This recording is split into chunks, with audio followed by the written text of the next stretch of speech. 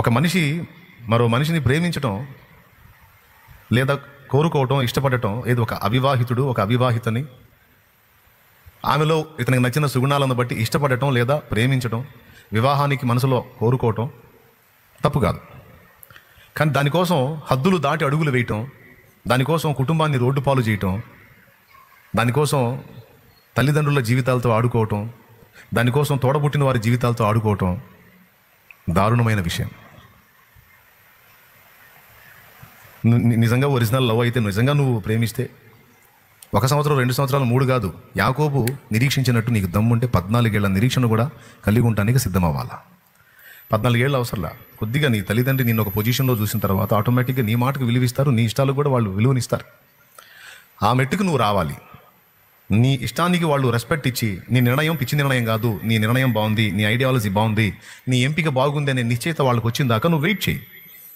వాళ్ళ ఇష్టంతో, వాళ్ళ ఆమోదంతో నీకు చేతనైతే వాళ్ళ కోసం, వాళ్ళ ఒప్పుదల కోసం కష్టపడు, నిరీక్షించు, అడుగు జారవాకు. వాళ్ళని గెలు, అనుకున్నది సాధించు. వాళ్ళ హృదయాలను గెలు, అనుకున్నది చేపట్టు. కానీ వాళ్ళ గొంతులు కోసి, వాళ్ళ గుండెలు చీల్చి ఇలాంటి స్టెప్పు బరి తెగించి అడుగు బయటికి వేయటం అనేది, అడుగు బయటికి వేసిన వాళ్ళకి క్షేమకరం కాదు, దేవుని కొలతలో అది న్యాయము కాదు. తర్వాత ఫ్యూచర్ కూడా సుఖంగా ఏమి ఉండదు. ఏదో ఊహల్లో గాలి మేడలు కట్టుకుంటారు, తర్వాత మొత్తం పేక మేడల్లో కూలిపోతాయి. ఎందుకంటే వాక్యం నిరర్ధకం కాదు. కాబట్టి చేయాల్సింది ఏంటంటే, ఏజ్ని బట్టి మనకు కలిగే ప్రేరణలు కలుగుతాయి. ఆ ప్రేరణలను కంట్రోల్ చేసుకొని ఇష్టపడినటువంటి వ్యక్తిని లేదా ప్రేమించిన వ్యక్తిని, కోరుకున్న వ్యక్తిని దేవుడు మనకు అనుగ్రహించిన దాకా తల్లిదండ్రుల ఆమోదం పొందినట్లు కొద్దిగా నిరీక్షించాలి, వెయిట్ చేయాలి. వాళ్ళ ఆమోదం కోసం అవసరమైతే వాళ్ళు ఏమంటారు, ఒక లైఫ్ సెటిల్ చేసుకోరా, నీ జీవితాన్ని స్థిరపరచుకో, సరే పెళ్ళి ఏదో తర్వాత తగలబడదు కానీ ముందు ఏదో సాధించవా జీవితాన్ని, మరి చేసుకున్న దాన్ని బతికించగలి కదరా, నీకంటూ నీ కాళ్ళ మీద నిలబడ అని చెబుతుంటారు పెద్దోళ్ళు. వీడు తపన ఎట్లా ఉంటుందంటే, ముందు ఈ శుద్ధి చెబుతారు ఏంది, నాకు అమ్మాయి నుంచి పెళ్లి చేయమంటే మీరు ఒప్పుకోరేంది, ఒప్పుకోకపోతే నేను వెళ్ళిపోతా అన్నాడు.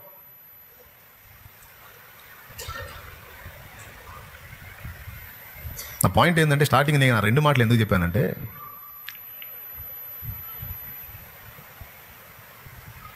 అమ్మాయి బర్త్డేరా, అమ్మాయికి ఒక రింగు తీసుకోవాలి అన్నాడు కదా ఈ అబ్బాయి. ఆ అబ్బాయి బర్త్డేనే, అబ్బాయికి డ్రెస్ తీసుకోవాలి, అబ్బాయి చాలా పోరే అంది కదా అమ్మాయి. వీళ్ళకి వాడికేమో అమ్మాయి కనపడింది, ఏమికేమో అబ్బాయి కనపడ్డాడు. కానీ నేను అంటుంది ఏంటంటే, సరే ఏదో తగలబడ్డాది వేరే సంగతి. వాడు పేదవాడని వానికి ధనం ఖర్చు పెట్టని ఇష్టపడ్డాను నువ్వు. ఏనాడైనా నీ తండ్రికి ఒక జత బట్టలు తీసుకెళ్ళిచ్చావా? అమ్మాయికి రింగ్ అన్నావు కదా, ఏనాడన్నా నీ తల్లికి 2 చీరలు తీసుకెళ్ళి, అమ్మా ఇదిగో నీకోసం చీరలు తెచ్చాను అన్న చరిత్ర నీకుందా? ఉందా? ఇదొక్కటి అంటే ఇక్కడ ఉన్న అందరికీ వర్తించదు, ఇది నాకు తెలుసా సంగతి. యంగ్స్టర్స్కి వర్తిస్తుంది, యవనస్తులకు వర్తిస్తుంది. వాళ్ళు కొంచెం ఆలోచిస్తారని చెప్తున్నాను నేను. ముందు అమ్మాయి బర్త్డే కాదు కదా గుర్తు రావాలి. ఫస్ట్ ఎవరిది? జన్మనిచ్చిందమ్మ, ఎత్తిపోసిందమ్మ, నువ్వు ఎదిగి నీ పని నువ్వు చేసుకున్న దాకా అన్ని ఊడిగాలు చేసిందమ్మ. చేతులు కాల్చుకొని, మూతులు కాల్చుకొని నీకు కడుపు నిండా రుచికరమైన భోజ్యాలు సిద్ధపరిచి పెట్టింది అమ్మ. ఏనాడైనా ఒక జత బట్టలు తల్లిదండ్రుల కష్టం తీసుకెళ్ళి, వాళ్ళ రక్తం తీసుకెళ్ళి నువ్వు ఎవరికో ఇచ్చేసావు. ఒక్కసారన్న తల్లిదండ్రికి. ఇంకా చెప్తా, అమ్మాయి ముఖం కొంచెం మార్చుకొని కనపడుతుంది అనుకో, వీడు అల్లాడిపోతాడు ఏమైందని. ఇంట్లో అమ్మ కూర్చొని ఏడుతున్నట్టు పట్టించుకోడు, అమ్మ ఎప్పుడు ఇంతేలని తీసి వెళ్ళిపోతాడు. ఎందుకమ్మా ఏడుస్తున్నావు, ఏమైందమ్మా అని అమ్మ దగ్గర సావధానంగా కూర్చొని అమ్మ కన్నీళ్లు తుడిచి, అమ్మను గుండెకి హత్తుకొని, అమ్మను ధైర్యపరిచి, అమ్మను ప్రోత్సహించి, బాధపడవకమ్మా అని ఓదార్చి, కొడుకుగా తన కర్తవ్యాన్ని నెరవేర్చే కొడుకులు ఎంతమంది. నువ్వు ఆలోచిస్తున్నావు తమ్ముడు, తప్పు. నీకేదో నువ్వు ఇష్టపడ్డ వ్యక్తి ఏదో వేదనలో ఉన్నారు, నువ్వు ప్రేమించిన వ్యక్తి ఏదో వేదనలో ఉన్నారు, ఏదో నువ్వు ఫీల్ అవుతున్నావు, ఓకే. అంతకంటే ముందు అమ్మ కదా. అమ్మ ఏడుస్తుంటేనేమో వీడు ఆనందంగా హడావుడిగా బ్యాగ్ తీసుకుని వెళ్ళిపోతాడు బయటికి. అవతల మనిషి కొంచెం ముభావంగా కనపడితే వెళ్ళి గందరగోళం అయిపోతాడు. ముందు ఇక్కడ కదా, జస్ట్ కృతజ్ఞత అనే పాయింట్ కోసం చెప్తున్నా, అంతే, ఏం లేదు. డైరెక్ట్గా కృతజ్ఞత అంటే మీకు మ్యాటర్ అర్థం కాదు కదా. అందుకని మనుషులు ఎక్కడ లాస్ అవుతారు ఈ కృతజ్ఞత అనేది మీకు ఆ లోటు చూపించి ఇప్పుడు అసలు పాయింట్కి వచ్చా. అవునా? ఎక్కడ లాస్ అవుతారు? యవనస్తురాళ్ళైతే అవుట్ సైడ్లో కనపడేటువంటి ఆకర్షణల మీద, అక్కడ ఉన్నటువంటి లోటుపాట్ల మీద దృష్టి నిలుపుతారు. కానీ తమ ఎక్కడి నుంచి ఆరంభమయ్యారో, తమ మూలమేంటో, తమ గతమేంటో వెనక్కి తిరిగి చూసుకొని వాళ్ళ స్థితిగతులను దృష్టిలో పెట్టుకొని వాళ్ళ గురించి ఆలోచించి వాళ్ళకి మొదట సంతోషాన్ని కలిగించాలన్నలో 80% మంది వదిలేశారు. అస్సలు లేరు ఇలాంటి వాళ్ళని నేను చెప్పట్లా. ఒక 20% ఉంటారు. మొదట నా తల్లిదండ్రులు, తర్వాత ఇంకా ఏదైనా. మొదట నాకు జన్మనిచ్చిన నా తల్లికి, నన్ను కని పెంచి పోషించిన నా తండ్రికి నేను చేయాల్సిన న్యాయం చేయాలి. నా కోసం నా తల్లిదండ్రి ఎంతో కష్టపడ్డారు. వారు తిన్నారో తినలేదో, నిద్రపోయారో పోలేదో, వాళ్ళు ఎన్నో బాధలు పడ్డారు. చినిగినే కట్టుకొని నాకు మంచి బట్టలు తొడిగారు. వాళ్ళు కొంచెం చదువుకొని నేను చాలా చదవాలని, నాకు చాలా జ్ఞానం రావాలని, నా ఫ్యూచర్ బాగుండాలని వాళ్ళు డబ్బులు వెచ్చించి నా కోసం. కొంతమంది తల్లిదండ్రులు పొలాలు అమ్మారు పిల్లల చదువుల కోసం. బిడ్డ చదువుతుంది, లేకపోతే అబ్రాడ్ వెళ్తారు, లేకపోతే ఇక్కడే ఒక మంచి పొజిషన్లోకి వచ్చేస్తారు. ఇది చదివి నేను అమౌంట్ పెడితే బిడ్డల లైఫ్ ఫ్యూచర్ బాగుంటుంది. అడగబోయి ఏదో బంగారాలు లేకపోతే వజ్రాలు దిగేస్తారని కాదు, దాని మీద తాతల తండ్రుల నుంచి వచ్చినటువంటి భూములను అమ్మేశారు బిడ్డల భవిష్యత్తు కోసం. తల్లిదండ్రుల త్యాగాలు. నేను అంటున్నాను, నీ లైఫ్ నువ్వు ఆనందించు, నీ లైఫ్ నువ్వు చూసుకో, తప్పులేదు. ఎవరి జీవితానికి ఎవరికుండే హ్యాబీస్ వాళ్ళకుండే, ఎవరికుండే ఆనందాలు వాళ్ళకుండే. కానీ కొద్దిగా కృతజ్ఞత అనేది ఒకటి ఉండాలి కదా, కొద్దిగా వెనక్కి చూడాలి కదా. ఎక్కడి నుంచి నువ్వు ఆరంభమయ్యావో ఆ కుంపటి కొంచెం చూడాలి కదా. అలాగే వెళ్ళిపోతేట ఒకే చూపులో అంటున్నానండి. కొద్దిగా వెనక్కి చూసామనుకో ఆ కుంపటికి వెళ్ళి, అది కృతజ్ఞత ఇద్ది.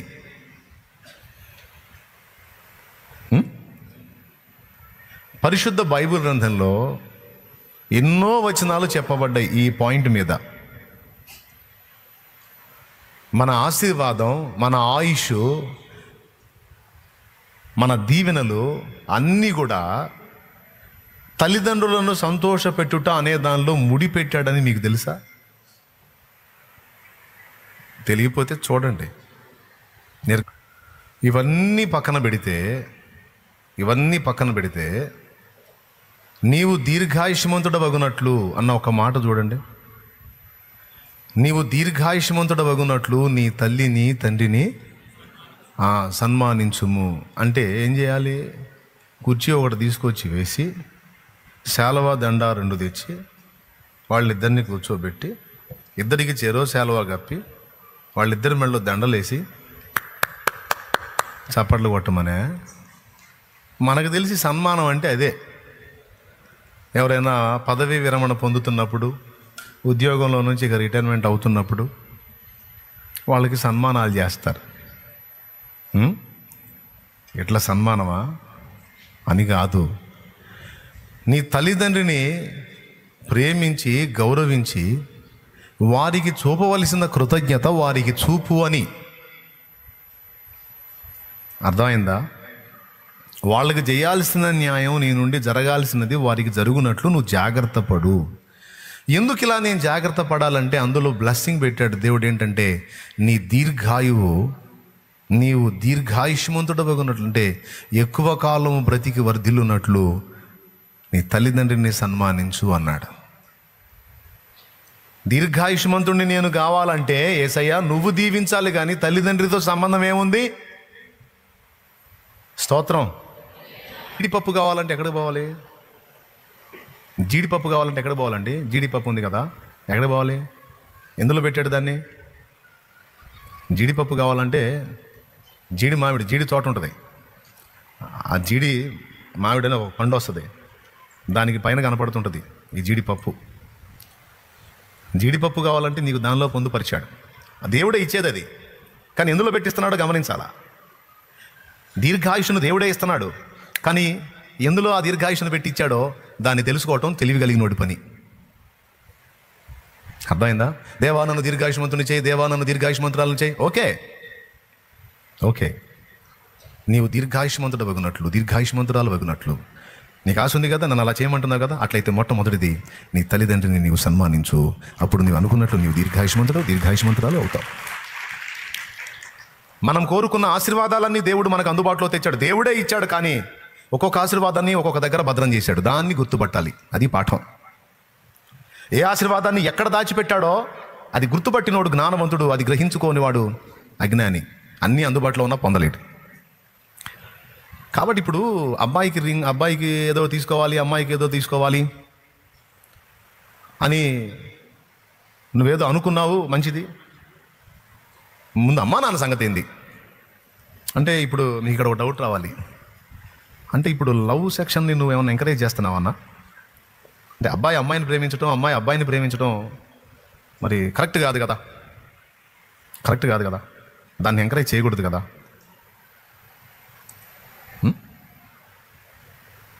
ఇప్పుడు ప్రేమించేదాన్ని సపోర్ట్ చేయకూడదు కదా. అట్లా ప్రేమించకండి, అట్లా ఆలోచించకండి అంటే ఇప్పుడు నేను చెప్పిన దానిలో ప్రేమించండి అని చెప్పానా? కొద్దిగా దిమాగ్ దగ్గర పెట్టుకొని ఆలోచించాలా. ఇది వినేవాళ్ళు, తర్వాత వినేవాళ్ళు. ప్రేమించండి అని నేను ఎంకరేజ్ చేస్తున్నానా?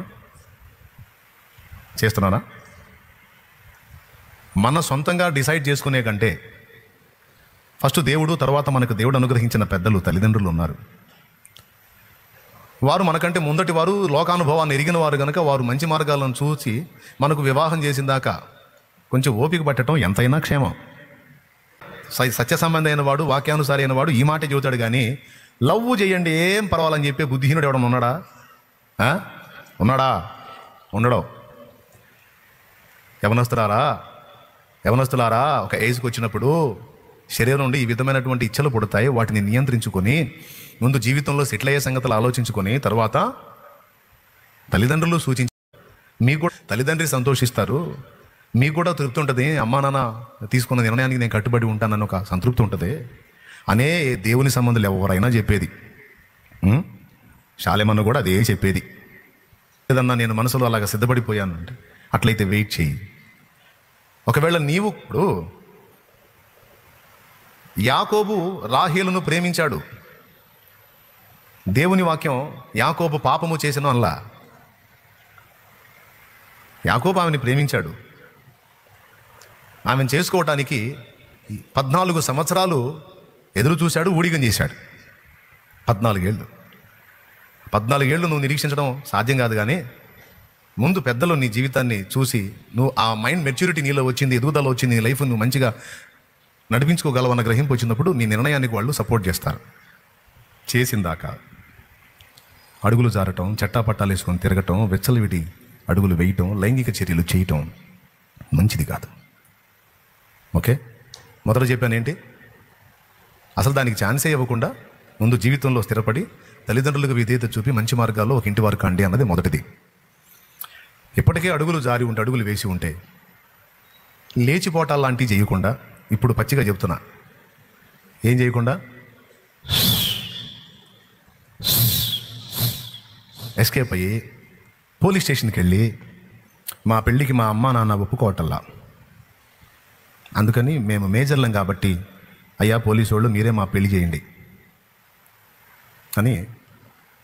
మళ్ళీ ఇంకొకటి, తల్లిదండ్రి ఒకవేళ రావడానికి ఇష్టపడరనుకో, వాళ్ళు రావాలా, వాళ్ళ సమక్షంలో ఇది జరగాలని వీళ్ళు కోరుకుంటే ఏం పెడతారు తెలుసా? మా అమ్మ నాన్న మమ్మల్ని చంపే అవకాశం ఉంది, మాకు వాళ్ళ మీద డౌట్ ఉంది, మాకు ప్రాణాపాయం ఉందని పెడతారు. ఇప్పుడు నీ కొడుకు అతడు లవ్ చేసిన అమ్మాయి, లేకపోతే నీ కూతురు అతడు లవ్ చేసిన ఆమె లవ్ చేసిన అబ్బాయి వచ్చాడు రండి అంటే తల్లిదండ్రి పోరు అనుకో.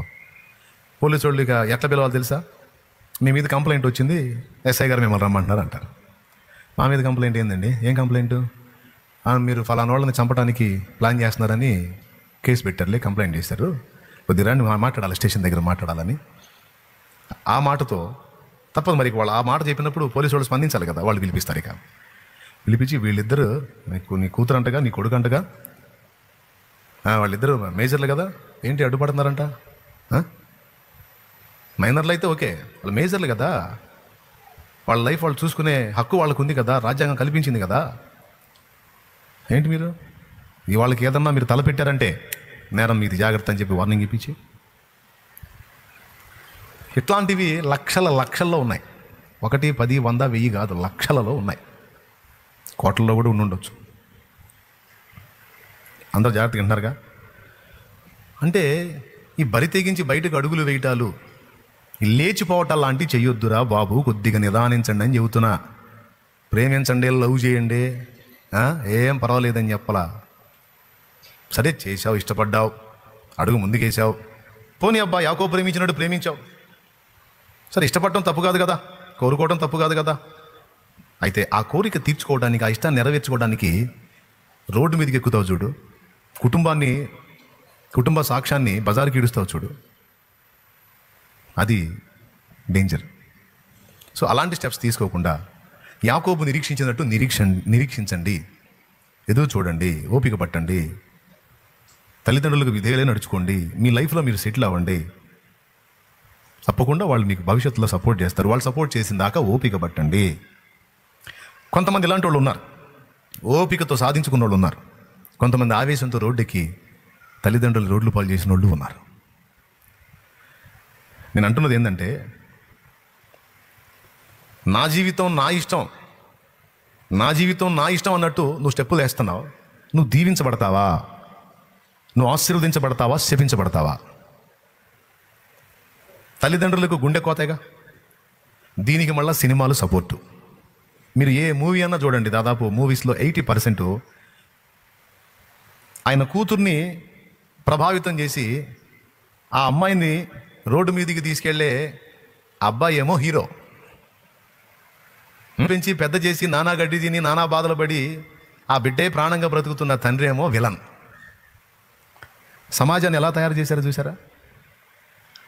నేను చెప్పిన పాయింట్ అర్థమైందా మీకు? ఏ మూవీ నైతిక విలువలు ఎలా దిగజారిపోయినాయి ఒక్కసారి ఆలోచించండి. అంటే కూతురుని కన్న తండ్రి విలన్. అందుకే చాలామంది ఏం ఫిక్స్ అయ్యారో తెలుసా? దేవుడా నాకు కూతురు పుట్టకూడదయ్యా అని ఫిక్స్ అయిపోయారు. ఈరోజు ఆడపిల్ల పుట్టింది అంటే ఎందుకు ఎత్తిన కొట్టేసుకుంటున్నాడు తెలుసా? ఎందుకో తెలుసా? ఆడపిల్ల పుట్టిందంటే ఆడపిల్లని కన్నోడు భవిష్యత్తులో ఆ అమ్మాయిని ఎవడన్నా ట్రాప్ చేస్తే వాడికి ఈ ఆడపిల్లని కన్నోడు విలన్. లేకపోతే అదొక సమస్య. రెండోది, ఆడపిల్ల పుడితే మన భారతదేశంలో ముఖ్యంగా ఆంధ్ర రాష్ట్రంలో కట్నం. అమ్మాయి పుట్టిందంటే ముందు అప్పు చేసుకున్నా సరే కాస్త బ్యాంకులో వేసుకోవాల్సి వచ్చిన పరిస్థితి అనమాట. ఎందుకంటే అమ్మాయి పెరుగుతూ ఉంటే, డబ్బులు పెరుగుతూ ఉంటే, అమ్మాయి లైన్లో వచ్చేటప్పటికి అమ్మాయికి కట్నం, మళ్ళీ కట్నం దగ్గర బేరాలు. పిల్ల చక్కగా ఉండాలి, పిల్ల చదువుకొని ఉండాలి, పిల్ల చదువుకొని ఉండాలి, మళ్ళీ ఏ క్వాలిటీస్లో కొలతలో తక్కువ ఉండకూడదు. అదే సమయంలో పిల్ల తండ్రికి మంచిగా పొలాలు ఉండాలి, స్థలాలు ఉండాలి, ఇల్లు ఉండాలి, ఆస్తులు ఉండాలి. వాళ్ళ అబ్బాయికి వీళ్ళ అమ్మాయిని ఇయగానే అవన్నీ అవకాశం ఉన్నంత వరకు వాళ్ళకి దారాదత్తం చేయాలి. వీటన్నిటికంటే ముందు పెద్ద మొత్తంలో ముట్ట చెప్పాలి. అందుకని నీకు ఆడపిల్ల పుట్టిందిరా అంటే ఈ ముసుకేసుకుంటున్న కారణం అది. ఆడపిల్ల అంటేనే ఒక ఇరిటేషన్, విరక్తి ప్రజల్లోకి వచ్చేటట్టు సమాజమే అట్లా తయారైంది. ఆడపిల్ల పుడితే ఈరోజు ఎందుకు కలత చెందారు? ఆడపిల్ల వద్దనుకుంటే మరి అమ్మ లేకపోతే నేనెక్కడున్నాను, నువ్వెక్కడున్నావు? అమ్మ ఆడపిల్లేగా. అమ్మనిగా నా నాన్న వద్దనుకుంటే అమ్మే లేకపోతే నువ్వెక్కడా, నేనెక్కడా?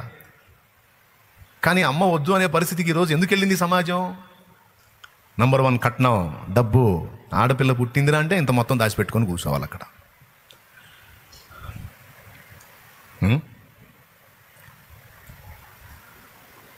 బేరాలు, సైలెంట్గా కట్నం బేరాలు. దేవునికి కృతజ్ఞతలు. దేవుని దయ వల్ల నా ఇంట్లో, నా ఫ్యామిలీలో, నా చేతులతో నేను చేసిన పెళ్ళిళ్ళలో ఒక పైసా కట్నం కూడా నేను తీసుకోకుండా నా ఫ్యామిలీ మెంబర్స్లో చాలామందికి నేను మ్యారేజీలు చేశా. అశోక్కి మ్యారేజ్ చేశా. అశోక్ భార్య సలోని. కనీసం వాడు అత్తగారింటికి పోయే పొజిషన్ కూడా లేదు. ఎందుకంటే తెలుసా, అశోక్ చేసుకున్న అమ్మాయికి తల్లిదండ్రులు ఇద్దరు లేరు, చనిపోయారు. వాడికి తల్లిదండ్రులు లేరు, తను చేసుకున్న అమ్మాయికి తల్లిదండ్రులు లేరు. అజయ్ చేసుకున్న అమ్మాయి పరిస్థితి కూడా, అజయ్ చేసుకున్న అమ్మాయి కూడా తండ్రి లేదు. తల్లుంది, బలహీనరాలైన తల్లి. పైసా కట్నం ఆశించకుండా. అంటే నీ దగ్గర ఉంది, నీకేమయ్యా, నీకేం తక్కువ, నీ దగ్గర ఉంది, నువ్వు ఇచ్చేస్తావు, మా దగ్గర ఉండొద్దు.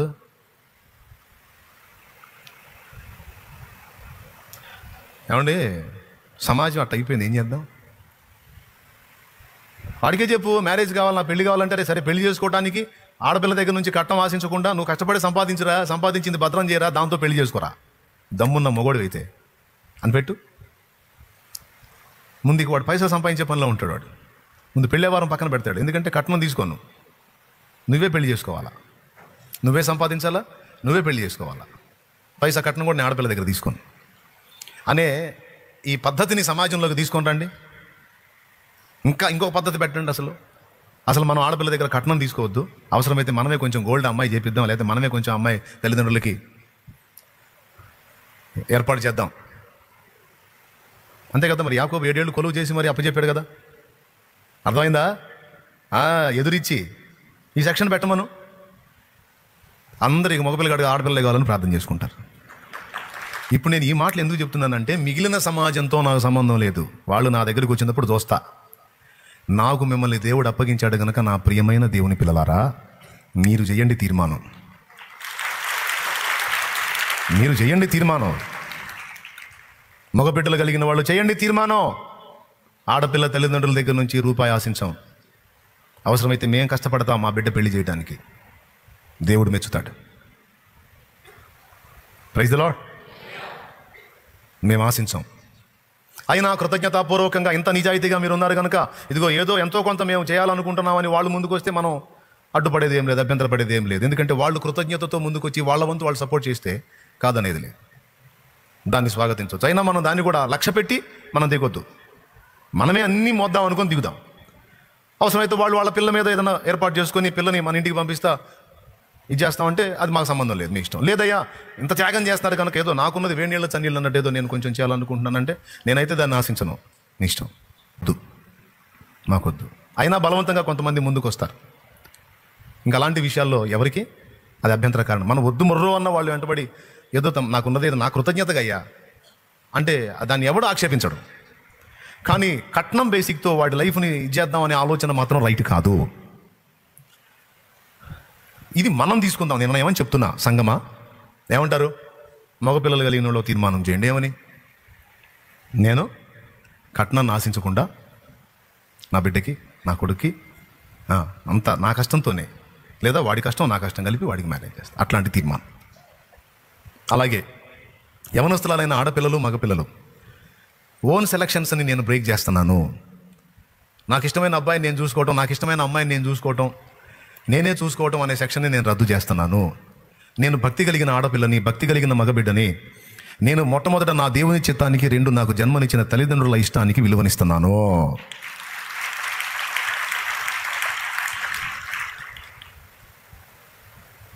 రోడ్డు మీదకి వెళ్ళినప్పుడు, లేదా చదివే దగ్గరికి వెళ్ళినప్పుడు, పనిచేసే దగ్గరికి వెళ్ళినప్పుడు, జాబ్ చేసే దగ్గరికి వెళ్ళినప్పుడు ఎన్నో శోధనలు ఆకర్షణలు నా చుట్టుముడతాయి. అయినప్పటికీ కూడా తల వంచకుండా నేను ఉండినట్లు దేవా నన్ను బలపరచు. యేసయ్యా నువ్వు యవనస్తుడిగా ఉండి ఎన్నో శోధనలు నా వలె శోధింపబడ్డావని హెబ్రీ పత్రిక 4:15 రాసుంది. మన ప్రధాన యాజకుడు మన బలహీనతలలో సహానుభావం లేనివాడు కాడు గాని ఆయన సమస్త విషయంలో మన వలె శోధింపబడినను పాపము లేనివాడుగా ఉండేనని రాయబడి ఉంది. యేసయ్యా నీ వలె నేను కూడా శోధనలో జయము పొందినట్లు, పాపమునకు వ్యతిరేకముగా బ్రతుకున్నట్లు నాకు బలమీ అయ్యా అని ప్రార్థన చేయడానికి తీర్మానించు. యవన బిడ్డ, నేను చెప్పినట్టు చెయ్యి. లవర్ బర్త్డే, లేకపోతే లవర్ బేదరాలు, బేదవాడు ఏ కాదు. ముందు జన్మనిచ్చిన అమ్మ నాన్న, కనీ పెంచి పెద్ద చేసిన అమ్మ నాన్నకి ఒక చీర కొనడం నేర్చుకో తమ్ముడా. అమ్మకి ఒక చీర, నాన్నకి ఒక డ్రెస్సు, షర్ట్ ప్యాంట్ తీసుకోవడం నేర్చుకో తమ్ముడా. చెల్లి నాన్నకి ఒక జత బట్టలు. నీకెక్కడి నుంచి వచ్చినాయి అమ్మా? నాకు తెచ్చావేందమ్మా? నీకెక్కడి నుంచి వచ్చినాయి అమ్మా? నాన్న అడిగితే నా ఖర్చుకి ఇచ్చావుగా నాన్న, దాచిపెట్టుకున్నా నాన్న, దాచిపెట్టుకొని నీకు తీసుకొచ్చానంటే నాలాంటి వాడైతే ఆగలేడు అసలుకి. శుభ్రంగా గదిలో పోయి బారుమని ఏడ్చుకొని, చాలాసేపు ఏడ్చుకొని, నువ్వు తీసుకొచ్చి నా జత మీదే కాసేపు ముఖం పెట్టి ఏడ్చుకొని నా బిడ్డకి ఎంత ప్రేమిచ్చా వేసాయా నా మీద. ఏం లేదు, ఒక జత బట్టలు నాన్నకి తీసుకున్నానా, ఎప్పుడు నాకు ఇష్టమైన బట్టలన్నీ తెచ్చిస్తావుగా నాన్న, నన్ను తీసుకెళ్ళి కొనుక్కోమ్మ అంటావుగా నాన్న, అందుకని నీకు తీసుకున్నా నాన్న అంటే నా బిడ్డ నా గురించి ఆలోచించిందని అల్లాడిపోతాడు. నానా ఎంత మురిసిపోతాడో తెలుసా? నా కష్టాన్ని నా బిడ్డ గుర్తించిందని తృప్తి. అమ్మా నీకోసం ఏం తెచ్చానో చూడు. ఆడవాళ్ళకి నువ్వు బంగారం తెచ్చిన ఆనందం ఉండదు, చీర తీస్తే మహా ఆనందం. అసలు అది 200 చీర అయినా పర్వాలా. ఏందో అర్థం, అవునా కాదమ్మా? ఏంది అసలు ఏముంది చీరలో నాకు అర్థం కాదు అసలు. ఒక చీర, ఇది చాలా సీరియస్ మ్యాటర్. ఇది కృతజ్ఞత చూపుట అనేది యేసయ్యకి ఎంత ఇష్టమో, ఆ మనసు కలిగిన వాళ్ళంటే చాలా ఇష్టం ఆయనకి. కృతజ్ఞత బుద్ధి కలిగిన వాళ్ళని ఎంత ప్రేమిస్తాడో, కృతజ్ఞత హీనుల్ని చూసి ఎంత గాయపడతాడు ఆయన. అయితే ఆయన రక్తం చేత పాపులం కాబట్టి కృతజ్ఞత గలవారిని, కృతజ్ఞత లేని వారిని అందరినీ విమోచించాడు అనుకోండి. విమోచించిన తర్వాత విమోచింపబడ్డ మనతో చెప్తున్నాడు, కృతజ్ఞత గలవారై ఉండండి అని మనకు చేసిన బోధల్లో ఒకటది. కృతజ్ఞత గలవారై ఉండు అని ఉంది బైబిల్లో. ఒక చోట కాదు, అనేక చోట్ల ఉంది. మీరే వెతుక్కోండి ఏడందో. ఫస్ట్ నేను ఎక్కడ తీసుకొచ్చాను? తల్లిదండ్రుల దగ్గర తీసుకొచ్చాను. కృతజ్ఞత చూపుట. కంటికి కనిపించనటువంటి దేవుడు మరుగున ఉన్నాడు. ఆ దేవుడు కంటికి కనిపించే రూపాలుగా అమ్మా నాన్నని మనకిచ్చాడు. స్తోత్రం. నువ్వు అమ్మా నాన్న గురించి ఇంత ఉత్తమంగా చెబుతున్నావు, మరి మా నాన్న అట్ట లేడు, మా అమ్మ అట్ట లేదని కొంతమంది నాకు కంప్లైంట్లు రాస్తారని నాకు తెలుసు. సరే, వాళ్ళు అలా లేరు, నువ్వు నేను చెప్పినట్టుండు. కొంతమంది పాపం చదువు లేని వాళ్ళు, వాళ్ళు ఎలా రెస్పాండ్ అవ్వాలో తెలియదు, ఎలా రియాక్ట్ అవ్వాలో తెలియదు. తెలియపోయినా పర్వాలా, నీ ప్రేమ నువ్వు కనపరచు. నిన్ను చూసి ముచ్చటపడతాడుగా దేవుడు. ఎంతమందికి అర్థమైందో ఏమో మరి. చాలా వందనాలు, తీవ్రంగా స్పందించారు. ఎందుకు ఈ మాట చెప్తున్నానంటే, మన ఆశీర్వాదానికి సంబంధించిన చాలా సంగతులు ఈ తల్లిదండ్రులను మనం ప్రేమించడంలో ఉన్నాయి. మొట్టమొదటిది దీర్ఘాయువు అని చూపించా. ఓకే, ఉన్నాయి. ఒక్కచోటే మీకు ఒకే వచనం చూపిస్తా. దోసిలి నిండా దీవెనలు. నా కుమారుడా ఏశావు, నేను నా పితరుల యొద్దకు దిగిపోవు కాలం ఆసన్నమైందిరా. నా సమయం అయిపోతుంది. నేను దిగిపోక మునుపు నిన్ను ఆశీర్వదించున్నట్లు, నిన్ను దీవించున్నట్లు నా కోసం ఆహారం తీసుకొని రాయ్యా అన్నాడు. అవునా? నా కోసం ఆహారం తీసుకొని రాయ్యా అన్నాడు. పోయాడు. నా పాయింట్ ఏంటంటే, ఏశావుని దీవించాలనుకున్నప్పుడు ఇస్సాకు ఏశావుకి ఏం చెప్పాడో తెలుసా? ఇట్రారా దీవిస్తానులా, నాకు ఆహారం తీసుకొని రారా, అది తిని నేను తృప్తి చెందాలి. నిన్ను తృప్తి చెంది ఆ నిండు మనసుతో, ఆ మంచి తృప్తితో నిన్ను దగ్గరకు తీసుకొని దీవించాలరా. నేను నిండు హృదయంతో బ్లెస్ చేసినప్పుడు తప్పకుండా ఆ దీవెనలు దేవుడు నీ మీదకి పంపుతాడు. ఇస్సాకేమన్నా దేవుడా? ఇస్సాకేమన్నా దేవుడా? కానీ కనీసం ప్రవక్త, ఇస్సాకు ప్రవక్త అని ఏమన్నా ఉందా? ఉందా? ఉందా లేదా? సరే మీరే తెలుసుకోండి. ఇస్సాకేమన్నా రాజుల దగ్గర ప్రవక్తగా ఉన్నాడా ఏలియాలాగా? ఇస్సాకు వ్యవసాయదారుడు, పంటేసి 100 ఫలం పొందినోడు. ఒకతే భార్య, 1 డజన్ మంది లేరు. ఒకతే భార్య, ఆమె పేరు రెబకా. 2 కొడుకులు, భార్య భర్త, 2 కొడుకులు. ఒక డిఫరెంట్ లైఫ్. అంతకుముందు అబ్రహామును చూస్తే 3, శారా, హాగరు, కేతురా. ఇస్సాకు కొడుకు యాకోబును చూస్తే 4, రాహేలు, లేయా, జిల్ఫా, బిల్హా. ఓకేనా? 4. కానీ ఇస్సాకు మాత్రం రెబ్కా ఒక్కతే, 2 కొడుకులు. ఇక్కడ అంటాడు, ఈయన దేవుడా? కాదు, మనుషుడు. కానీ మనకేం కాకపోయినా ఏశావుకు నాన్న, జన్మనిచ్చిన తండ్రి. ఆ తండ్రి సంతృప్తి చెంది, బా తండ్రి దేవా, నీ దాసున్నయ్యా, నీ దాసుణ్ణి, నా బిడ్డ నాకు ఆహారం తెచ్చి నన్ను తృప్తిపరిచాడు తండ్రి, వాడిని దీవిస్తున్నాను, నీ ఆశీర్వాదాలు వాడి మీదకి వచ్చేటట్టు చేయి తండ్రి అని తృప్తిగా దీవించడానికి ఆహారం తెమ్మన్నాడు. లేదా ఆయన తెచ్చింది తిని బతుకుదామని కాదు, ఏశావు తెచ్చింది తిని ఇంకొక 100 ఏళ్ళు బతుకుదామని కాదు. నిన్నే దీవించాలి, నువ్వు తీసుకురాయా అని, ఆ తిని దీవించాలని. ఇక్కడ తండ్రికి ఆహారం పెడితే అది తిని తండ్రి తృప్తి చెందినటువంటి ఆ తృప్తి ఫలము ఎన్ని దీవెనలు ఉన్నాయో మీరు ఒక్కసారి ఆ సందర్భానికి పోతే ఏసావు పోతాడు, ఏసావు రావటం లేట్ అయింది, ఈ మాట రెబకా వింటది, యాకోబుకు చెప్పిద్ది, కూర వండిద్ది, పంపించిద్ది. ఈ యాకోబు పోయి తానే ఏసావుని అన్నట్టు చెబుతాడు. ఏసావుని ఎన్ని దీవించాలని ఇక్కడ దాకా పెట్టుకొని ఉన్నాడో ఆ ఇసాకు, అవన్నీ యాకోబుని దీవిస్తాడు. ఇక్కడ దీవించిన ఇసాకులో తప్పు లేదు, ఇసాకులో తప్పు లేదు. స్తోత్రం. ఆహారం పెట్టి తృప్తిపరిచిన వాడిని ఆశీర్వదించాడు. ఎలాగా చూడండి, ఏమేమి అన్నాడు చూడు. ఆదికాండం 27:27. అతడు జనములు నీకు దాసులగుతురు, జనములు నీకు సాగిలపడుతురు, నీ బంధుజనులకు నీవు ఏలికవై ఉండుము. చెప్పించువారు శపింపబడుతురు, నిన్ను దీవించువారు దీవింపబడుదురు గాక. చూసావా, ఇంకేమన్నాయా? దీవెనల మూట ఎక్కడుందా? నువ్వేమో మోకాళ్ళుని దేవా నన్ను దీవించు, దేవా నన్ను దీవించు అంటావు. అమ్మాయికి అంత కూడు పెట్టవు. ఏమమ్మా, అత్తయ్య మామయ్యకి పిలిచి అంత అన్నం పెట్టవు. మోకాళ్ళు వేసి ముసుకేసిన కాడ నుంచి తండ్రి ఆశీర్వదించు నాయనా, ఆశీర్వదించు నాయనా అని మొత్తుకుంటావు. అది ఆ గది తాళం, ఆశీర్వాదాల గది తాళం ఇక్కడ పెట్టాడమ్మా.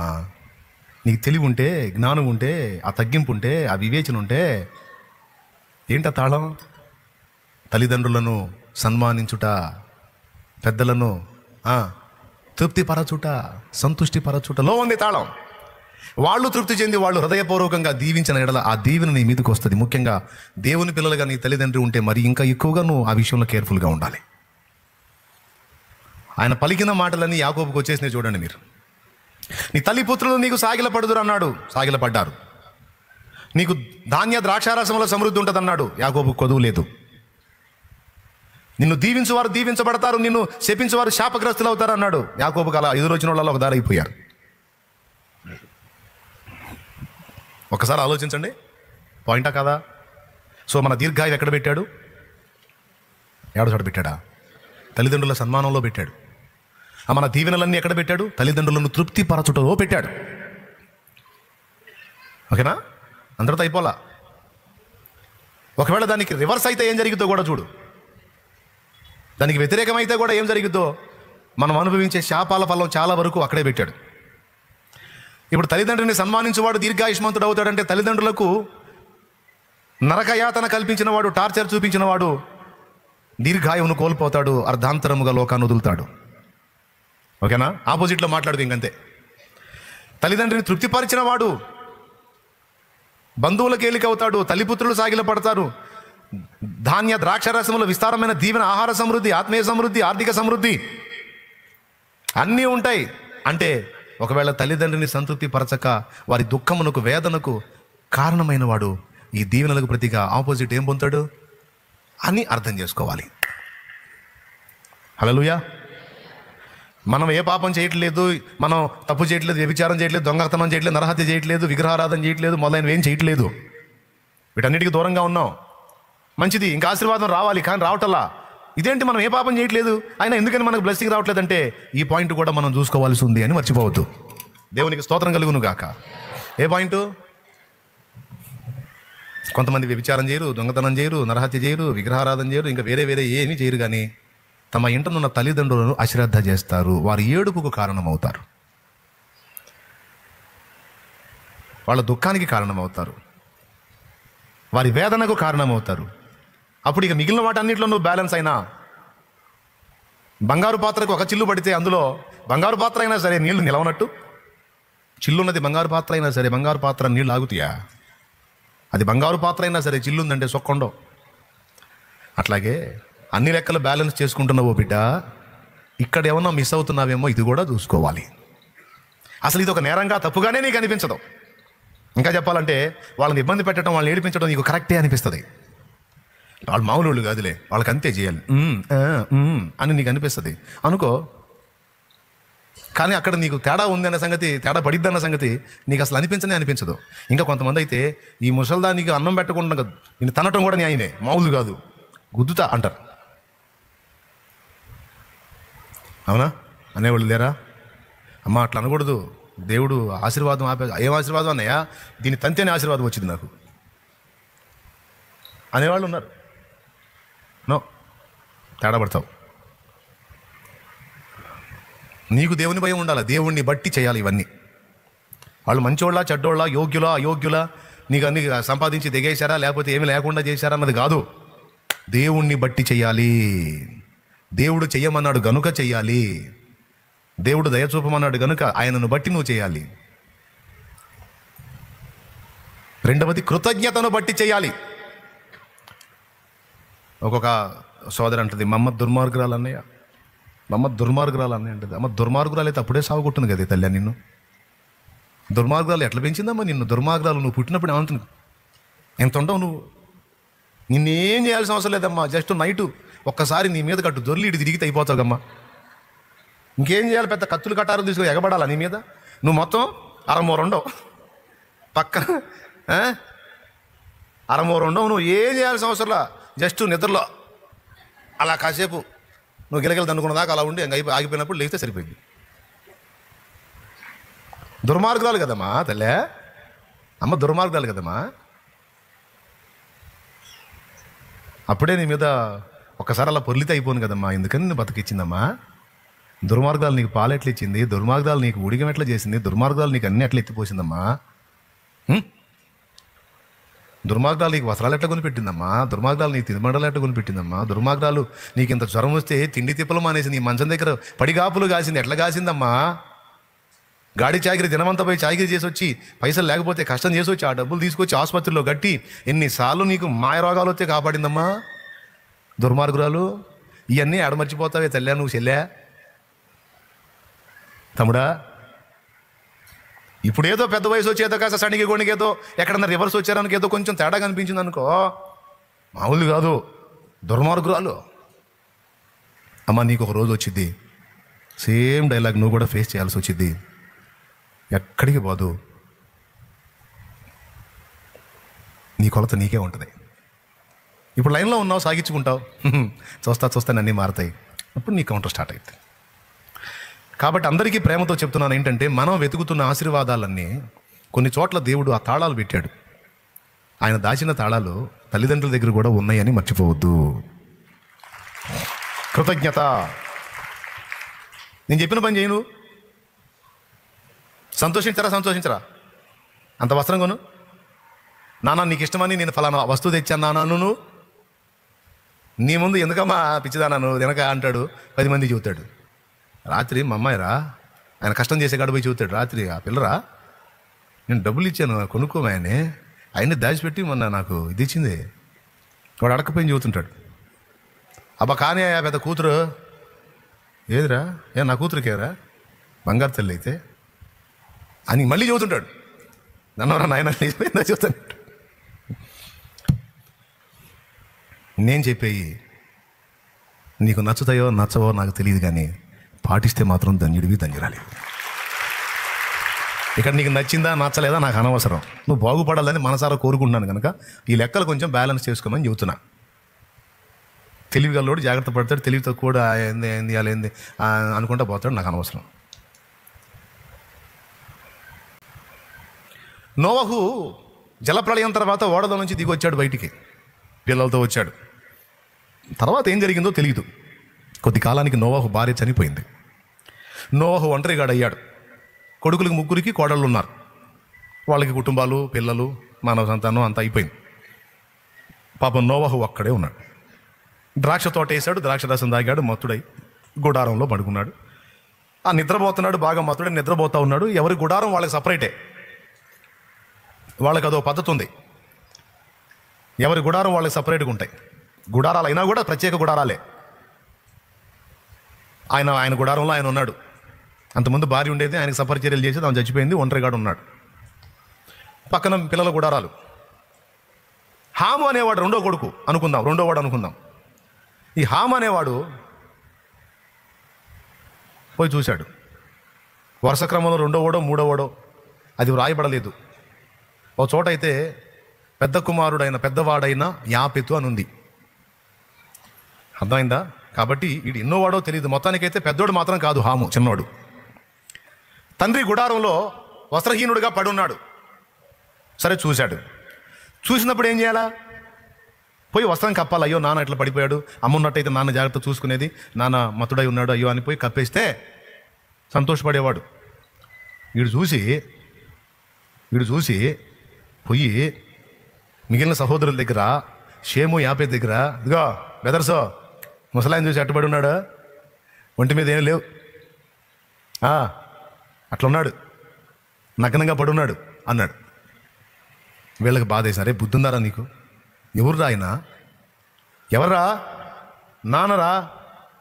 నువ్వు అనేవాడి ఉనికిలోకి వచ్చింది ఆయన మూలంగా రా, జన్మనిచ్చిన తండ్రిరా, ఆయన నెగతాళి చేస్తున్నావు, సిగ్గులేదంటాను నీకు, బుద్ధి తక్కువడా అని బాధపడి వెళ్ళి, ఎక్కడికి వెళ్ళి, వాళ్ళ గుడారంలోకి వెళ్ళి ఒక దుప్పటి తీసుకొచ్చి ఆ దుప్పటిని ఎట్లా కప్పారు తెలుసా తండ్రి మీద?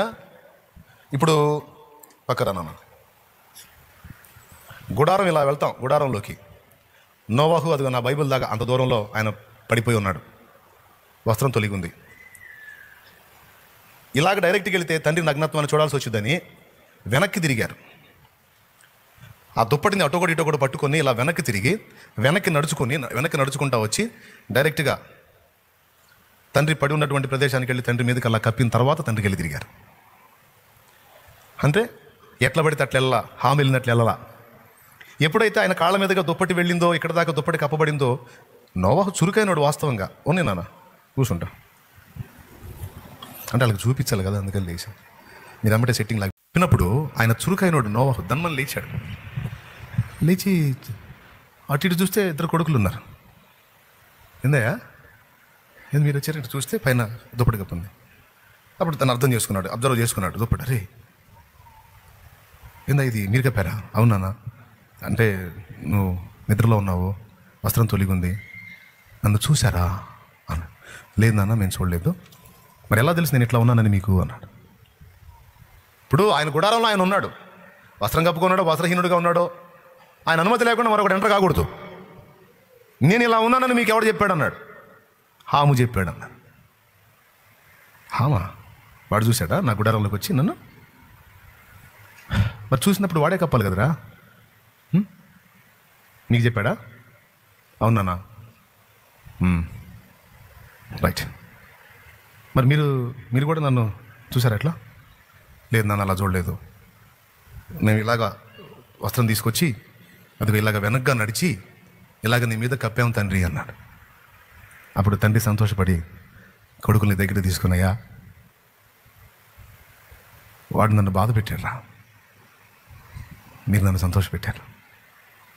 ఎందుకంటే ఎవరికైనా సిగ్గు అనేది ఒకటి ఉంటుంది. నేను ఈ పొజిషన్లో ఉన్నాను, నేను ఇలా చూశారు అంటే ఎవరికైనా అవమానం అది. అవునా? ఏందండి ఏం సపోర్ట్ చేయరు? ఏం ఉండదా? ఏం ఫీలింగ్ ఉండదా? అవమానం. భయపడ్డాడు. వెంటనే అంటున్నాడు, హాము శపింపబడిన వాడే అనలా. అరే హాము అనేవాడు నా కొడుకు, వాడు చేసిన పని నాకు గాయం కలిగించింది. ఇప్పుడు హాము కొడుకు కనాను ఉన్నాడే, వాడు శపింపబడిన వాడు అవుతాడు. వాడు తన సహోదరులకు దాసుడవుతాడు.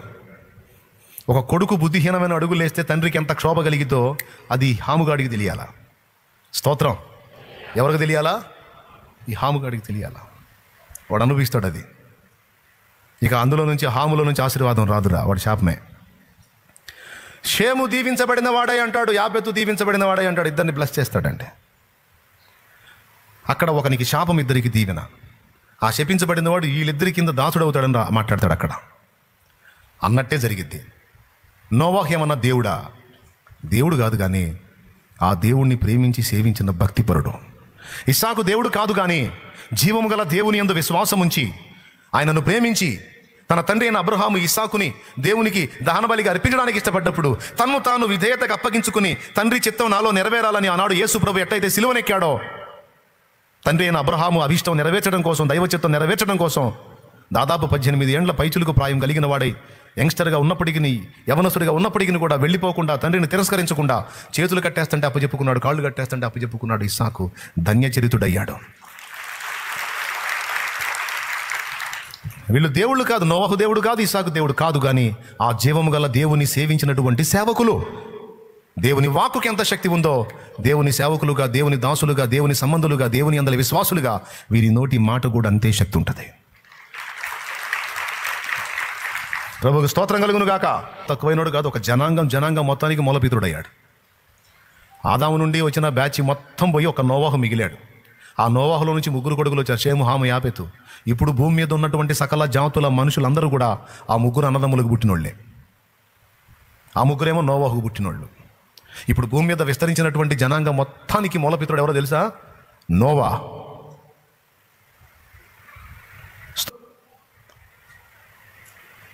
శాపము దీవెన 2 నీ ఎదుట పెట్టుచున్నాను, జాగ్రత్త అన్నాడు. ప్రియులారా, గుర్తొచ్చింది కదా? ఇప్పుడు చెప్పిన విషయం గ్రహింపు ఉంది కదా? యేసు ప్రభు వాక్యం ఎరగని అన్యజనులు ఒకవేళ బుద్ధిహీనంగా తల్లిదండ్రుల ఎడల ప్రవర్తించని వాళ్ళకి తెలియదు. యేసు ప్రభుని ఎరిగిన బిడ్డగా తల్లిదండ్రుల విషయంలో నువ్వు ఎలాంటి స్టెప్స్ తీసుకోవాలో, లవ్వులు, ఎఫ్ఐఆర్ల విషయంలో నువ్వు ఎలాంటి స్టెప్స్ తీసుకోవాలో, ఒక యవనస్తురాలుగా తల్లిదండ్రులని మొదట నువ్వు ఎలా ప్రేమించాలో, వాళ్ళ గురించి ఎలా చింత కలిగి ఉండాలో, వాళ్ళ బాధ్యతల విషయంలో ఎలా చింత కలిగి ఉండాలో మొదట పాఠాల్లో నేర్పాను. తర్వాత దేవుని పిల్లలమైన మనం కులాంతర వివాహాల విషయంలో కానీ, కట్నము లేని వివాహాల విషయంలో కానీ ఎలాంటి తీర్మానాలు చేయాలో ఈరోజు నేను మీకు బోధించాను. 2, మూడవది, మానవుడిగా మనం వెతుకుతున్న ఆశీర్వాద రహస్యాలన్నీ తల్లిదండ్రులను సన్మానించుటలో, ప్రేమించుటలో, ఆదరించుటలో, సేవించుటలో దేవుడు ఎలా దాచిపెట్టాడో గ్రహించమని నేర్పుతున్నాను. దేవునికి కృతజ్ఞతా స్తోత్రాలు కలుగునుగాక. ఈయన మనసే మనసురా? ఈ తల్లిదండ్రుని ఎంత ప్రేమిస్తున్నాడు, నన్ను కూడా అంతే ప్రేమిస్తాడు కదా అనుకుంటాడు. తల్లిదండ్రిని నెగ్లెక్ట్ చేసి పట్టించుకోకుండా వాళ్ళ విషయంలో తృణీకార భావాన్ని కలిగి ఉండి దేవుని దగ్గరకు వచ్చి నువ్వు ముచ్చట్లు చెప్తే ఆపరా నీ నాటకాలు అంటాడు దేవుడు. జన్మనిచ్చిన తల్లిదండ్రిని అంత దుర్మార్గం చేస్తున్నావు, నా దగ్గరికి వచ్చి హల్లెలూయా స్తోత్రం అంటే నాకు ఇంపైన సువాసన అనుకుంటున్నావురా? మందారం అంటాడు. ఆయుర్వేద భాషలో మందారాన్ని ఏమంటారు? ఆయుర్వేద భాషలో మందారాన్ని జఫా అంటారు. జఫా అంటే మందారం, జఫా అంటాడు అనమాట. తల్లిదండ్రులను నువ్వు అంత టార్చర్ చేస్తా, నా దగ్గరికి వచ్చి హల్లెలూయా స్తోత్రం అంటే ఎట్లరా? వాళ్ళు మంచోళ్ళు కాదు, వాళ్ళు చెడ్డోళ్ళు. నువ్వు మంచోడువేమమ్మా, వాళ్ళు చెడ్డోళ్ళు అయితే వాళ్ళ సంగతి నేను చూస్తా, నువ్వు మంచోడుగా ఉండు, నీకు వచ్చే దీవెన నేను ఇస్తా. ఎంతమందికి అర్థమైంది? ఏమర్థమైంది? కృతజ్ఞత యొక్క విలువ అర్థమైందా? ఇప్పుడు దేన్ని బట్టి? ఒకటి ఫస్ట్ దేవుని మాటను బట్టి, రెండవది కృతజ్ఞతను బట్టి. తల్లిదండ్రుల్ని సేవించండి అంటున్నాను, ప్రేమించండి అంటున్నాను, ఆదరించండి అంటున్నాను, మీ బాధ్యతలు వారికి నెరవేర్చండి అంటున్నాను, వాళ్ళని సంతోషపెట్టండి అంటున్నాను, తృప్తిపరచండి అంటున్నాను, అంత వస్త్రం ఇవ్వండి, వాళ్ళకి అంత ఆహారం తెచ్చి పెట్టండి అంటున్నాను.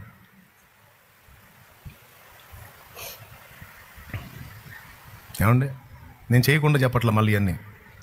మా అమ్మకి దగ్గర 70 దాటిని ఇప్పటికి సాగించుకుంటానే ఉంది నా మీద. దేవునికి స్తోత్రం. ఏం చేస్తావు? ఏం అనకూడదు, వేసే ఊరుకోడు. రెండోది కృతజ్ఞత. ఏదో ఆవేశం వచ్చినప్పుడు అంటది కానీ చాలా మంచిది. కాకపోతే నాకు మంచిది కానీ మిగిలిన వాళ్ళకి మంచిది అనిపించుకోవాలిగా. ఏం చేద్దాం? ఆవేశం వచ్చిందంటే అందరినీ కదిలించుకుంటుంది. మిగిలిన వాళ్ళకి ఆమె చెడ్డదే అనిపించవచ్చు, లేకపోతే కోపిష్టిది అనిపించవచ్చు, కానీ నాకు మా అమ్మ ఏందో తెలుసు. నేను ఆమెను ప్రేమించే విషయంలో ఏమీ పట్టించుకోను. ఎందుకంటే ఆమె ఎన్ని బాధలు పడిందో, ఎన్ని కష్టాలు పడిందో, తిన్నదో తినలేదో, ఎన్ని అవమానాలు సహించిందో అన్నీ నేను పసిప్రాయం నుంచి చూస్తూ వచ్చాను. కాబట్టి అమ్మ స్థానం అమ్మది ఎప్పుడు ఆకాశంలోనే ఉంటుంది. నా గుండెల్లో ఆకాశం అంత స్థానం ఉంటుంది అమ్మ.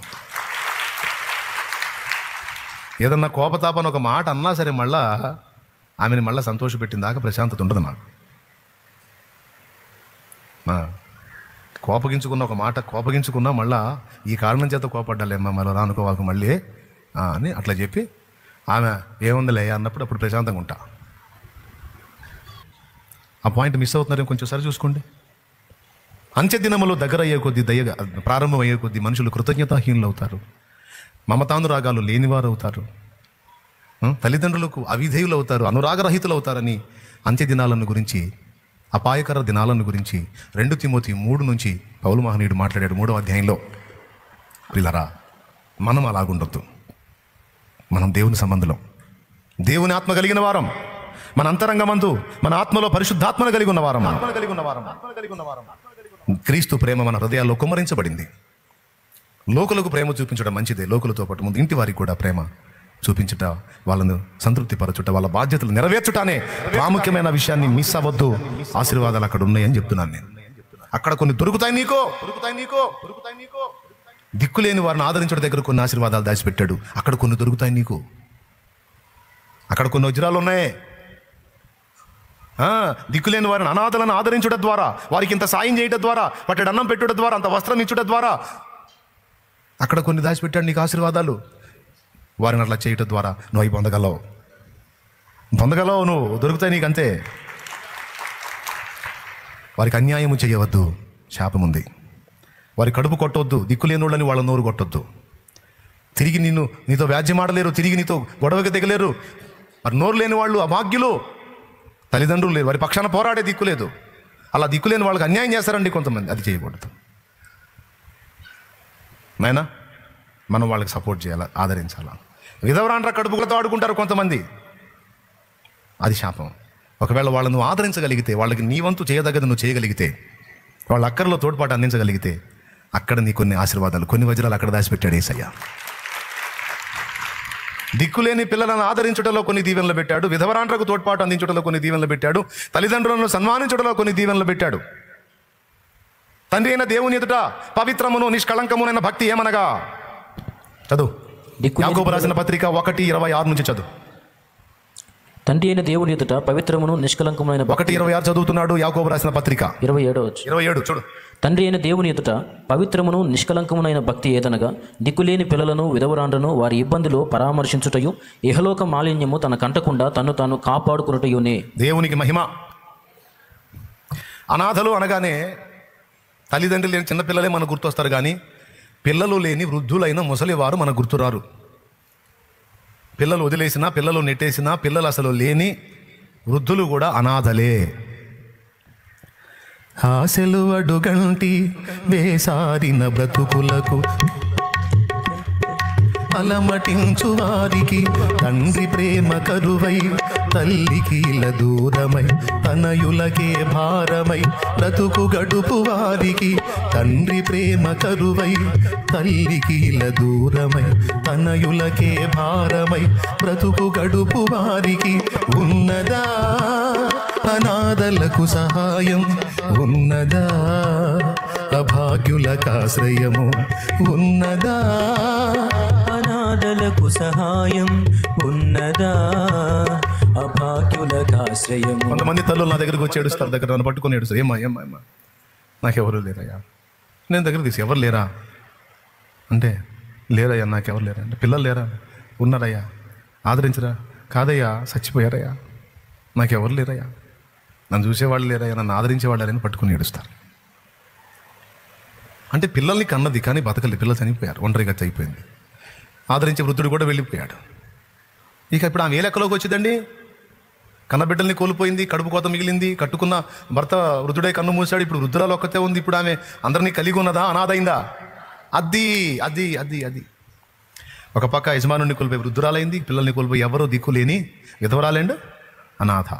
అది తల్లి ప్రేమ కరువై, తండ్రికి ఇల దూరమై, తనయులకే భారమై, బ్రతుకు గడుపు వారికి ఉన్నదా అనాథలకు సహాయం, ఉన్నదా అభాగ్యులకాశ్రయము.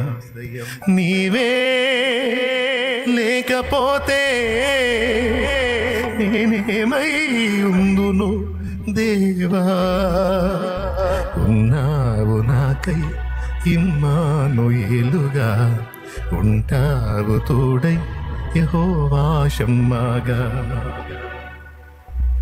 భర్తను కోల్పోయిన ఆమె విధవరాలు, ఆమె పిల్లలు తండ్రిని కోల్పోయిన వారు, అంటే తండ్రి లేనివారు. ఇద్దరికీ నీ ప్రేమ దక్కాల్సిందే. నేను చెప్పేవి తేలికగా తీసుకోవద్దు, సీరియస్గా తీసుకొని నువ్వు ఆచరించి చూడు. నీ హృదయంలో ఇలాంటి మనసు కలిగి ఉండు. దేవా, నేను దిక్కులేని వారిని, విధవరాండ్రను, వృద్ధులు, అనాథలైన వృద్ధులను ఆదరించాలయ్యా, నాకు ఆశ ఉందయ్యా అని నువ్వు దేవుణ్ణి అడుగు. ఈ లోపు ముందు నీకున్న దానిలో నువ్వు చేయగలిగినంతలో దీనులకు నీ చెయ్యి చాపు, వాళ్ళకి ఉపచారం చేయి, వాళ్ళకి సేవ చేయి. నీకున్న గ్యాప్లో, నీకున్న టైంలో వాళ్ళకి ఇంత సేవ చేయి. నా తండ్రి నిన్ను దీవించబోతప్పుడు అడుగు. ఆ బుద్ధి నీకుందంటే, ఆ మనసు నీకుందంటే డౌట్ లేదు, ఇవి ఆశీర్వదించబడిన వారి లక్షణాలు. అలాంటి మమతానురాగాలు ఒకరిలో ఉన్నాయంటే అవి చిలగొట్టిన పళ్ళు, గుణం కలిగినటువంటి వారి మనస్తత్వాలు అవి. ఆ మమత, ఆ మనస్సు నీలో పుట్టింది, నాలో పుట్టిందంటేనే ఆశీర్వదించబడిన వారి లక్షణాలు. కాఠిన్యం, హృదయ కాఠిన్యం, దుర్మార్గం, ఎవడెట్ట చేస్తే మనకెందుకనే నేచర్ ఉందే, అది తేడా లక్షణం అది. కాబట్టి ఆశీర్వదించబడిన వారి సువాసన దాని లెక్క వేరు. వాళ్ళ దగ్గర ఈ పరిమళం ఉంటుంది. స్తోత్రం. నేను తిన్నానా, నేను తాగానా, నేను సంతోషించాను అన్నది పట్టించుకోరు ఈ ఆశీర్వదించబడిన వ్యక్తులు. వాళ్ళు ఏ కాడికి ఇతరుల ప్రయోజనం, ఇతరుల క్షేమం, ఇతరుల ముఖాల్లో సంతోషం, ఇతరులను ఆదరించడంలో తృప్తిని వెతుక్కుంటారు. ఈ బ్లెస్సింగ్, ఆశీర్వాదం పొందిన వాళ్ళు. యేసయ్య ఆశీర్వదించబడినవాడా కాదా? ఆశీర్వదించబడ, తండ్రి చేత ఆశీర్వదించబడా? ఎప్పుడైనా తన స్వార్థానికి ఆలోచించుకున్నారా? ఎప్పుడు ప్రజాశ్రయ, ఎదుటి వారి క్షేమం. అవునా? పౌలు, భక్తులందరూ కూడా బ్లెస్సింగ్ పొందిన వాళ్ళు, ఆశీర్వాదం పొందిన వాళ్ళు. వారి కోసం ఆలోచించారా? నో, ఎదుటి వారి కోసం. యేసయ్య చూడు, ఇటు ఫ్యామిలీ బాధ్యత నెరవేర్చాడు. ఆఖరికి సిలువలో తన ప్రాణం పెడుతున్న టైంలో వచ్చిన మరియా ఏమన్నాడు? యోహానుకి చూపించి, ఇదిగో నీ తల్లి, అమ్మా ఇదిగో నీ కుమారుడు అని ఆ కడవరి ఘట్టంలో కూడా, ప్రాణం పోయే ఘట్టంలో కూడా పలకలేక ఆ మాట మాట్లాడి తన శిష్యుడైన యోహానుకు తల్లిని అప్పచెప్పాడు. బా, అది కదా ఒక కొడుకు లక్షణం, అది కదా ఒక కూతురి లక్షణం. సిలువనెక్కిందేమో ఆ తండ్రి సంతోషం కోసం, పరలోక తండ్రి చిత్తము నెరవేర్చడం కోసమేమో సిలువనెక్కి తన తనువుని బలిపెట్టాడు. అక్కడ ఆ తండ్రి సంతోషాన్ని వెతికాడు. ప్రాణం పోయే ఘట్టంలో జన్మనిచ్చింది కదా, ఆమె పొట్టను వాడుకున్నాడు కదా. అందుకని ఆమె బాధ్యత కొడుగ్గా నెరవేర్చాలి కనుక శిష్యుడికి అప్పచెప్పి, ఇదిగో ఈమె నీ తల్లి. అంటే అర్థం ఏంటి? కొడుగ్గా నేను ఎలా ఆమెను ప్రేమిస్తానో ఇక నుంచి నువ్వు తల్లిగా స్వీకరించమ్మా, అందుకు అతడే నీ కుమారుడు, నీ బాధ్యత అతడు చూసుకుంటాడు, నిన్ను అనాథగా వదిలిపెట్టట్లేదమ్మా. నేను నా తండ్రి ఎంత బాధ్యత కలిగినోడు యేసయ్య. శిష్యులతో కూడా అన్నాడు చూడండి, నేను మిమ్మల్ని అనాథలుగా, మనతో కూడా అంటున్నాడు. ఆ మాట వాళ్ళకి కాదు, వాళ్ళకైతే వాళ్ళ దగ్గరే ఉండేది, అది గ్రంథంలో రాయించి మనకు పంపించాడు. దాని అర్థం ఏంటో తెలుసా? మనతో కూడా అంటున్నాడు, నేను మిమ్మను అనాథలుగా విడవను, నేనున్నాను మీకు అంటున్నాడు ఆయన. నేనున్నాను, నేను వదిలిపెట్టను, నీతోనే ఉంటాను, నేను నాకు ఎవ్వరు లేరు అనుకోవద్దు, నేను అట్లా వదలను, నేను నిన్ను అనాథగా చేయను, నేనున్నాను. నీవే లేకపోతే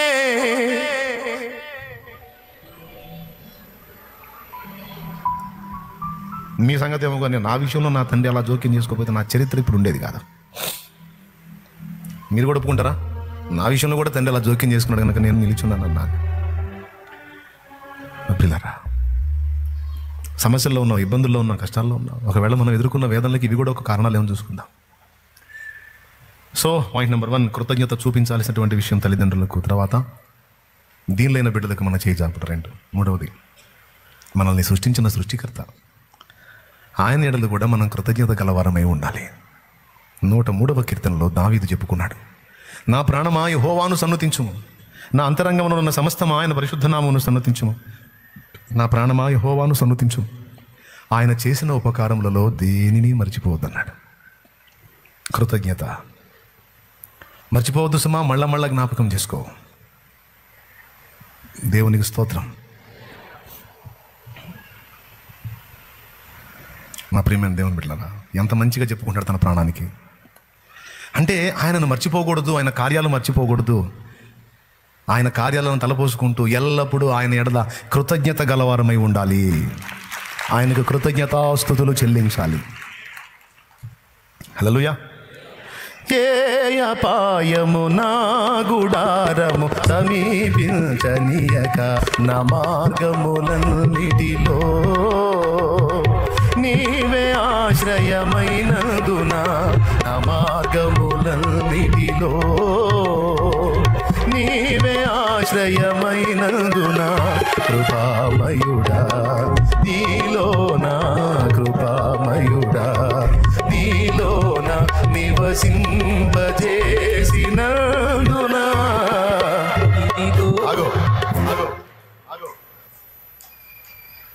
కాజ్ చెప్తున్నాడు కారణం, నీలో నివసింపజేసి నందునా. ఎందుకయ్యా స్తుతుల సింహాసనం వేస్తున్నావు అంటే, ఇన్ని చేశాడయ్యా అందుకు. ఇదిగో నా స్తుతుల సింహాసనం నీలో నివసింపజేసినందునా, ఇదిగో నా స్తుతుల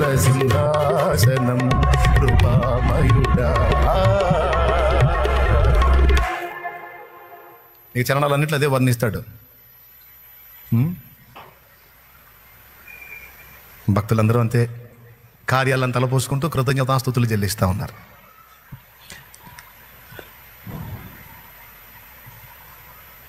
మీ అందరికీ అర్థమవుతుందా? ఏమైనా ఇబ్బందిగా ఉందా? ఊహకు మించిన కార్యము చేసి అన్నాడు మరొక ఆయన.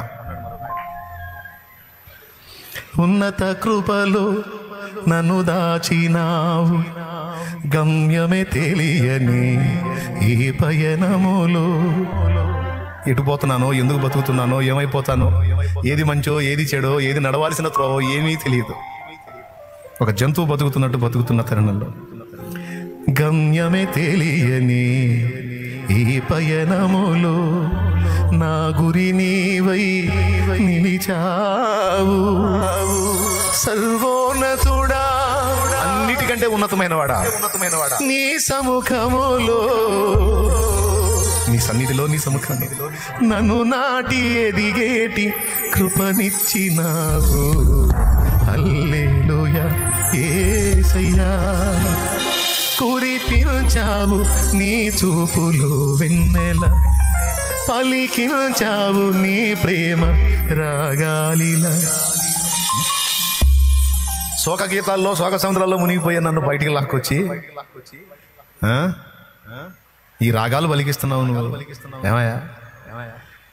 నజరేయుడా యేసయ్యా, కురిపించావు నీ చూపులో వెన్నెల, పలికించావు నీ ప్రేమ రాగాలిలా.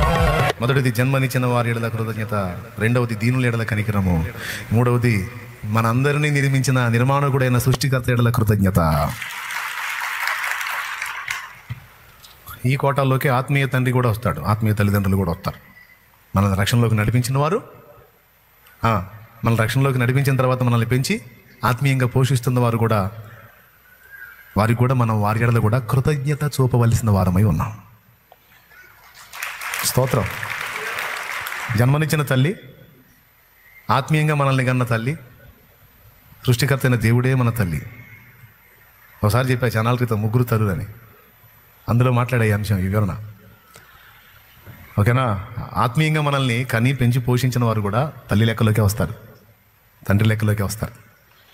వారి ఎడల కూడా మనం కృతజ్ఞత చూపబద్దులమై ఉన్నాం. ప్రియులారా, నాలుగవది, పొరుగువారై ఉండి మన ఎడల మేలు చేసిన వారి ఎడల కృతజ్ఞత చూపటం మానకూడదు. దావీదు రాజైన తర్వాత, ముగింపులో చెప్తున్నాను వినండి, దావీదు రాజైన తర్వాత యోనాతానుకు రాజు కాకముందే మాట ఇచ్చాడు. యోనాతాను అడుగుతాడు, నిశ్చయముగా నీవు రాజు వగుదువు, నా దేవుడు నా తండ్రి సింహాసనాన్ని నీకు ఇస్తాడు, అప్పుడు నీవు నా బిడ్డల్ని గుర్తు చేసుకోమన్నాడు. యోనాతాను కౌగిలించుకొని ఏడ్చి, దావీదు నా స్నేహితుడా, నా తండ్రి నిన్ను చంపాలనుకుంటున్నాడు, ఎందుకు నా తండ్రికి నీ మీద అంత కక్ష కలిగిందో నాకు అర్థం కావట్లేదు. దేవుని ఏర్పాటు నీ మీద ఉంది, ఆయన అభిషేకం నీ మీద ఉందని నాకు అర్థమైంది, మా నాన్నకి ఎందుకు అర్థం కాలేదో నాకు అర్థం కావట్లేదు. అయినా దావీదు, నాకు ఆయన జన్మనిచ్చిన తండ్రి కనుక, తండ్రిగా నేను ఆయనకి కొడుకుగా లోబడుతున్నాను, కానీ దేవుడు ఎవరి పక్షమో నేను వారి పక్షమే.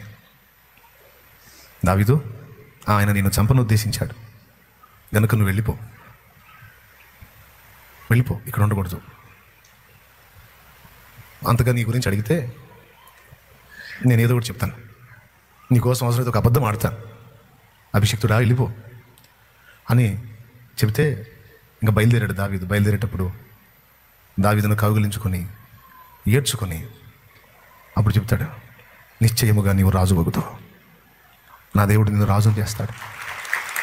మా నాన్నకి నన్ను రాజును చేయాలని కోరిక, మా నాన్న అనుకుంటే ఇద్దా అది? ఆయన అనుకోవాలి కదా. ఆయన చిత్తానుసారమైన మనసు గల నిన్ను కోరుకున్నాడు, నువ్వే రాజు అవుతావు. ఎందుకంటే ఆ ఏర్పాటు, అభిషేకం నీ మీద ఉంది, నేను చూసా, నువ్వు అవుతావు. అయినప్పుడు నా ఇంటి వారిని జ్ఞాపకం చేసుకో అంటే దావీదు హత్తుకొని, యోనాతానా నా సహోదరా, మర్చిపోను నేను, వాస్తవంగా నీ తండ్రి కంటే ముందు నువ్వు అవుతావు. అయినప్పుడు నా ఇంటి వారిని జ్ఞాపకం చేసుకో అంటే దావీదు హత్తుకొని, యోనాతానా నా సహోదరా, మర్చిపోను నేను, వాస్తవంగా నీ తండ్రి కంటే ముందు నువ్వే నా ప్రాణం తీయాలి, ఎందుకంటే నీకు పోటీ, నేను నీ ప్లేస్కి వచ్చాను నేను. అయినా నువ్వు నా క్షేమాన్ని గురి, నా శ్రేయస్సును గురి నన్ను దీవిస్తున్నావు. నిశ్చయముగా నేను గుర్తు చేసుకుంటూ నా మాట చెల్లిపాడు. అయిపోయింది. కొన్ని సంవత్సరాలు గడిచింది. మొత్తానికి దావీదు సింహాసనం ఎక్కాడు, రాజు అయ్యాడు. యోనాతాను పలికినట్లే జరిగింది. యోనాతానును అతని తండ్రి అయిన సౌలును హతులైపోయారు. దావీదు రాజు అయ్యాడు. రాజు అయిన తర్వాత దావీదు ఏమంటాడో తెలుసా? నా సహోదరుడు యోనాతానుకు నేను కనికరము చూపునట్లు, కృతజ్ఞత చూపునట్లు, అతని ఇంటికి చెందిన వాళ్ళు ఎవరైనా నిలిచి ఉన్నారా ఉంటే వాళ్ళు నా దగ్గర తీసుకొని రమ్మంటే అప్పుడు మెఫీబోషెత్ అనేవాడిని తీసుకొచ్చి పరిచయం చేస్తా. దావీదు ఏమంటాడు తెలుసా? నా సహోదరుడు యోనాతాను సంబంధి విను. అయ్యా, నువ్వు కూడా రాజకుమారుడు వేరా. మెఫీబోషెతు, నా బల్ల దగ్గర నాతో పాటు కూర్చొని నువ్వు భోంచేసే, నువ్వు కూడా ఒక రాజులాగా వర్ధిల్లు. ఏమన్నాడు తెలుసా? ఏ స్థానం ఇచ్చాడు తెలుసా? నా బల్ల దగ్గర, నా భోజనపు బల్ల దగ్గర. అంటే రాజు కూర్చున్న దగ్గర అంతంత మాత్రం వాళ్ళు కూర్చోరు, ఆ రేంజ్ ఉన్నోళ్ళే కూర్చుంటారు. అలాంటి నా పక్కన కూర్చొని భోంచేయంటే రాజు రేంజ్ ఇచ్చాడు. తనకు ఉపకారం చేసిన వారిని ఎన్నడూ మరచిపోయేటువంటి మనస్తత్వం లేదు దావీదుకి. వాళ్ళ ఎడల దయ చూపి కృతజ్ఞతా బుద్ధి కలిగి ఉంటాడు. అందుకే సౌలు అన్నిసార్లు అటాక్ చేసిన, సౌలును 2 పర్యాయాలకు మించి దేవుడు సౌలును దావీదుకి అప్పచెప్పిన చంపల దావీదు. ఇదంతా ఆశీర్వదించబడిన వాళ్ళ లక్షణాలండి. ఇప్పుడు నేను చెప్పాయన్నీ అయిపోయింది, ఎందుకు బద్దాకలా?